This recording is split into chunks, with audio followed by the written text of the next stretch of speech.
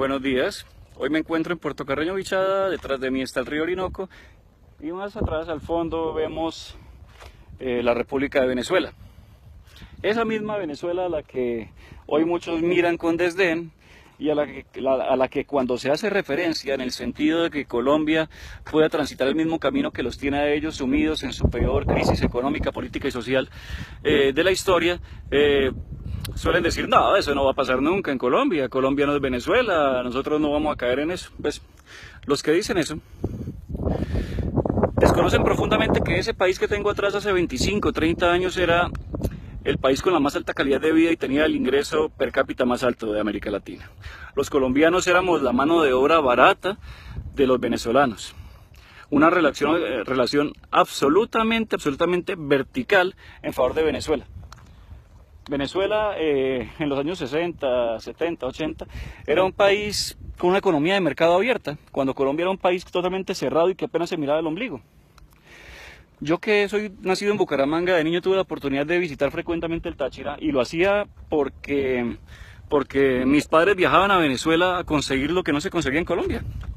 Allá ya había productos importados, productos de altísima calidad que en Colombia no existían. Hoy están sumidos en eso porque los ciudadanos de ese país en algún punto perdieron tanto la confianza en sus instituciones que dieron un salto al vacío y cayeron en el engaño del discurso populista. ¿Qué tan lejos estamos los colombianos de hacer eso? De cometer el mismo error. En un momento en que las instituciones colombianas están tan desacreditadas, que no hay confianza en el Ejecutivo, pues obviamente con un gobierno ilegítimo como el de Juan Manuel Santos, en el Legislativo por cuenta de un Congreso que se vendió y permitió el rompimiento del Estado de Derecho, y judicial por unas cortes que se politizaron hace rato. ¿Qué tan lejos estamos cuando se hizo un pacto totalmente ilegítimo con un grupo terrorista? Que es un grupo terrorista porque así está en todos los listados internacionales de grupos terroristas. Y hoy ese grupo terrorista no solo no se somete al ordenamiento jurídico al que estamos obligados los colombianos, sino que se le crea una justicia que está por encima y que amenaza con que todos los colombianos nos tengamos que someter ante ella. Una justicia ideada para lavarle la cara a los peores criminales de la historia de Colombia y que hoy tiene a uno de esos máximos perpetradores del crimen, como Rodrigo Londoño, alias Timochenko, anunciando con bombos y platillos que es candidato a la presidencia de la República. Ante este terrible escenario, hay quienes echan campanas al vuelo y dicen, no, es mejor que Timochenko esté haciendo política que echando bala en el monte. O peor, ay no, buenísimo, porque ahora sí se van a dar cuenta en las urnas que no tienen respaldo popular. Hombre, por favor, no seamos tan ingenuos. No se trata de eso. Se trata de los sentidos mínimos de justicia que hacen que una sociedad funcione. Entonces hablan de justicia transicional. Y esa justicia transicional de la que hablan dicen que ya se ha hecho en otros países del mundo. Eso no es cierto, no en esa forma.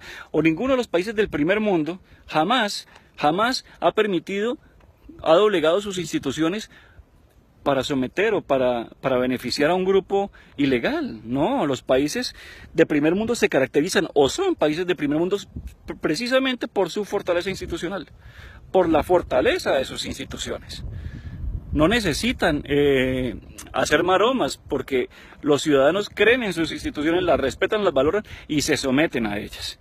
Las instituciones no están creadas solamente para los ciudadanos de bien, sino con mayor razón para los ciudadanos de mal, para los criminales, para evitar el surgimiento de esos criminales. Y el momento en que surjan, pues obviamente la sociedad, las instituciones tienen que someterlos. Ese es el papel del Estado, el papel de centrar el poder, el monopolio del poder legítimo en su favor.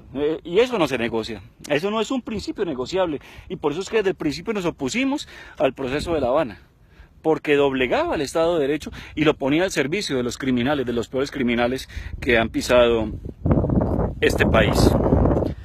Entonces vienen con el cuento y traen, por ejemplo, traen el ejemplo del Tribunal de Nuremberg tras la Segunda Guerra Mundial y dicen que ese es un ejemplo de justicia transicional. Bueno, dos casos. Primero, el Tribunal de Nuremberg fue necesario porque tras la guerra el Estado alemán simplemente desapareció. En ese momento dejó de existir, no había Estado alemán. Entonces las potencias extranjeras que intervinieron ese país crearon un tribunal para juzgar a los criminales nazis que tenían el control del Estado.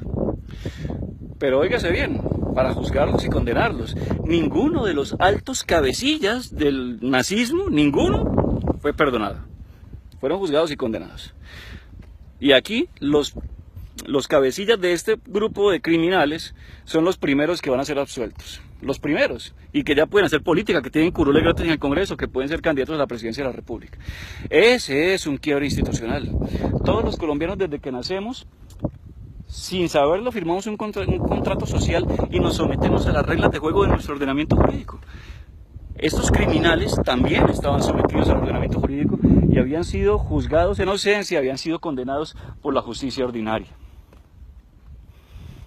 Se saltaron eso, crearon un tribunal absurdo que desconoce la institucionalidad colombiana y que por un embeleco o por un sentido falso de paz, porque la paz no es firmar un papel, la paz es el resultado de la justicia y del orden de las instituciones. Esa es la paz.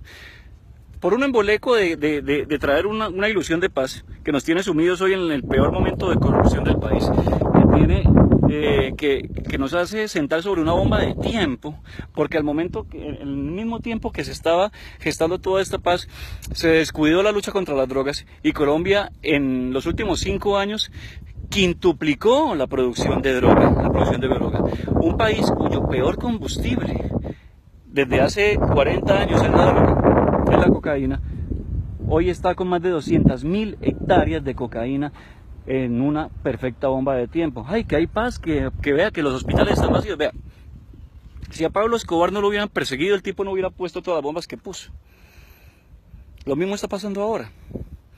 A los grandes capos de la droga de este país, en cabeza de las FARC, no los están persiguiendo. Y un mafioso al que no lo persiguen es un mafioso feliz. Los criminales sin que los persigan son felices. Están sacando toda su mercancía para afuera, para los mercados internacionales, y están haciendo una riqueza inmensa. Entonces, en el momento que se vuelva a apretar esa tuerca, que se vuelvan a perseguir esos grupos criminales como es deber del Estado, la bomba de tiempo en la que nos sumió el señor Juan Manuel Santos va a explotar. Y a eso nos vemos abocados a partir de ahora. No estamos en una paz. Estamos en el ojo del huracán, en el momento de la calma chicha, un momento que está muy cerca de pasar, porque ningún país con más de 200.000 hectáreas de coca puede siquiera soñar que está en una paz posible. Entonces, este llamado que hago hoy simplemente busca que no caigamos en el engaño del populismo y que, lejos de permitir que quiebren nuestras instituciones, las fortalezcamos.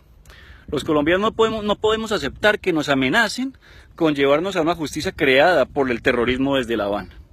No, nosotros tenemos nuestras instituciones y están fallando por culpa de una élite política en cabeza del señor Juan Manuel Santos, que está dedicada a hacerlas fallar, para que se quiebren, para que se rompan y para conducirnos en el camino en que otras sociedades ya han caído. No se extrañen, no se extrañen. A Timochenko no le importa no sacar votos en una primera vuelta. Yo creo que ni siquiera se va a llegar hasta allá. Hará una alianza con la izquierda, con todos los demás grupos de izquierda, y entonces así que van a camuflar su derrota, y los votos que obtenga toda esa coalición se los van a arrojar como propios. A ellos no les interesa eso. Este es un plan de largo aliento.